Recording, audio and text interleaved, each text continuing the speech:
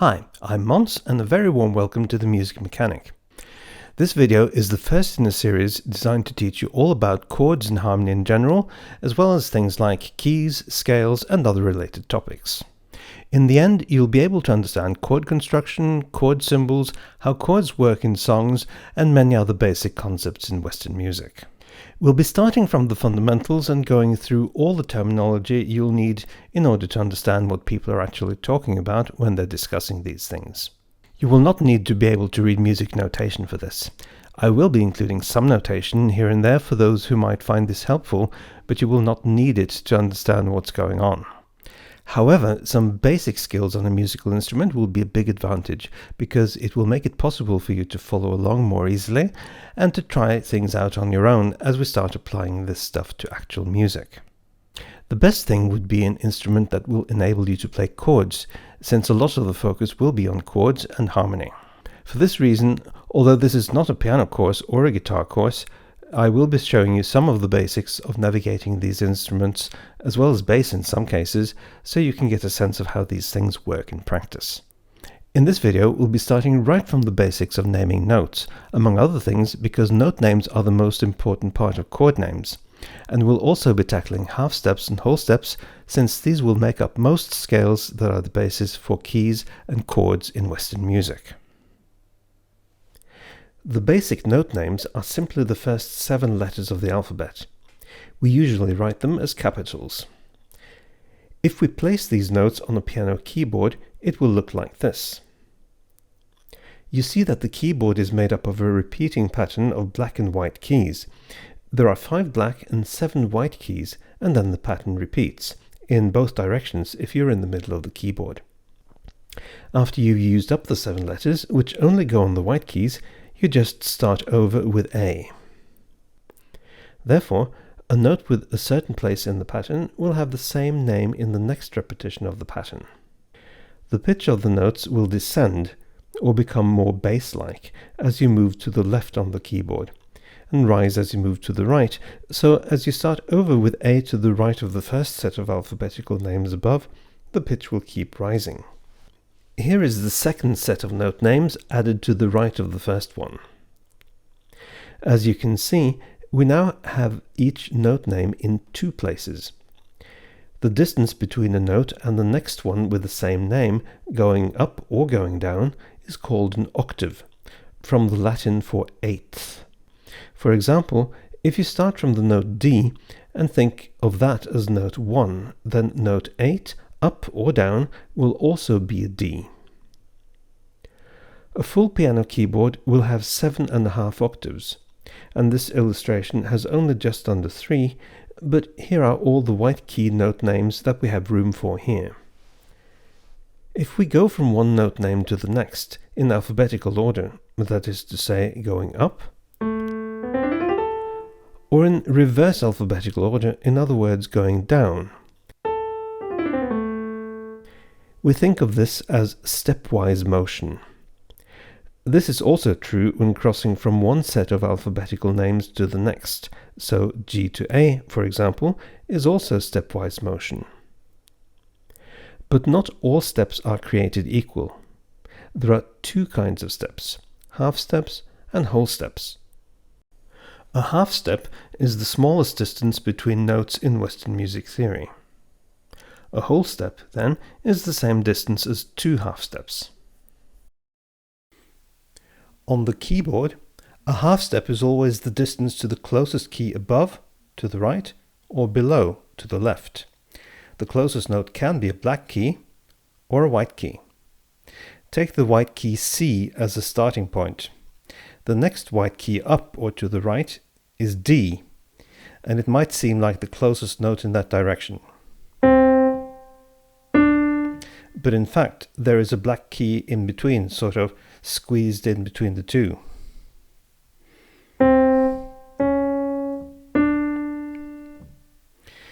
So you can see that there is a half step from C to the black key to its right, in between the C and the D,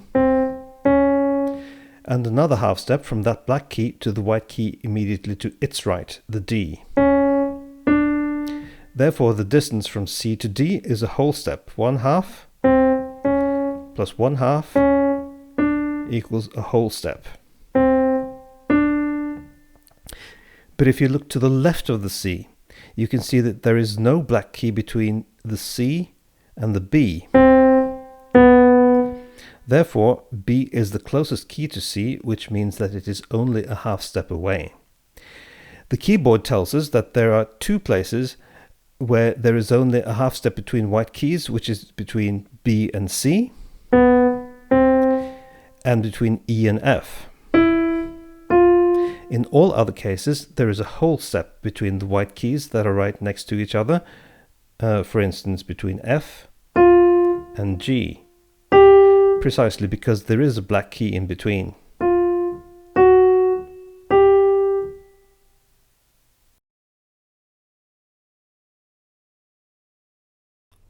On the guitar, as well as on the bass, a half step is the distance of one fret on the same string. For example, which is a half step in an upward direction, meaning from a lower pitched note to a higher pitched one. And this is a half step going down from the same note.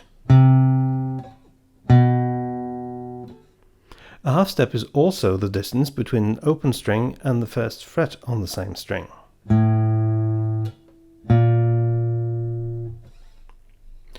A whole step then is the distance of two frets, like this, which is a whole step going up, and here is a whole step going down from the same note. So that's the easy bit. The difficult part is that the guitar doesn't give you any clue as to where to place the notes of the musical alphabet, unlike the keyboard, where you've got the white keys. Therefore, we'll have to make up our own patterns. The first thing to bear in mind is how the guitar is tuned. I'm in standard tuning, which is by far the most common one, and that means that the bottom string, or the lowest pitched one, is tuned to the note E. Then comes A, then D, G, B, and E again. Now, I recommend that you start by learning the notes on the low E string and the A string first. And this is because most chords you will play will have the root note, which gives the chord its letter name, on one of those strings. So it's a good place to start. So let's start with the notes on the A string. The open string will give us the note A, of course. And then we need a whole step to get to B. That's 2 frets above the open string. And then we need just a half step or 1 fret to get to the C. D is a whole step or 2 frets above C. We need another whole step to get to E. And then F is just a half step or 1 fret above the E. And then there's another whole step or 2 frets to G. And another whole step to A. And now we're an octave above the open string. So here the pattern starts again. So if we want to continue upwards to B, that's another whole step, a half step to C, and so on. Let's switch to bass and have a look at the E string. The 4-string bass is usually tuned like the 4 lower strings on the guitar, only an octave lower. This means that the bottom string is E, the next one is A, then comes D, and then G. To find the notes of the musical alphabet on the E string, we must again bear in mind where the half steps are, and they are between E and F and between B and C. And as on the guitar, a half step is the distance of 1 fret, a whole step is 2 frets, and of course the distance from the open string to the first fret is a half step as well. So let's place the notes of the musical alphabet on the E string. The open string will give us the note E, of course, and then there's only a half step to the F, which is then found on the first fret. Then we need a whole step to get to G, that's 2 frets, another whole step to get to A, 1 more to get to B, and then just a half step or 1 fret to get to C. Then we've got whole steps again, 2 frets to get to D, another whole step to get to E, and now we're an octave above the open string, so here the pattern starts again. So if we want to continue upwards, we need a half step of 1 fret to get to F, and another whole step to get to G, and so on. So a final note about practicing placing the note names. Of course, it's really important to be able to understand the system of how notes are named, but to be able to use this knowledge efficiently, we have to practice, as with any skill. So if somebody says play an A in the bass, or that should be a D in the melody, we can find it right away and not have to stop to figure it out each time. This is most obvious on instruments like guitar and bass, where the note placement isn't as immediately apparent as on some other instruments. But even keyboardists may have to spend a little time with this in order to make it automatic. Also, even if you're not a keyboardist, having a working knowledge of the keyboard will be a big help in understanding many musical concepts. To practice, start by playing the notes in ascending order while saying the note names out loud, like this: A, B, C, D, E, F, G, A, and so on. But just going in alphabetical order is a little bit too easy. We need to challenge ourselves a little bit more in order to learn this properly. So we can, for instance, go in reverse alphabetical order: G, F, E, D, C, B, A.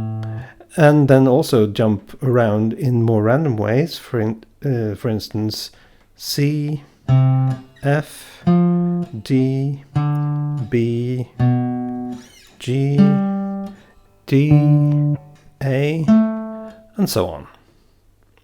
And on the keyboard, the same thing may look something like this: A, B, C, D, E, F, G, A, G, F, E, D, C, B, A, C, B, F, D, A, G, E.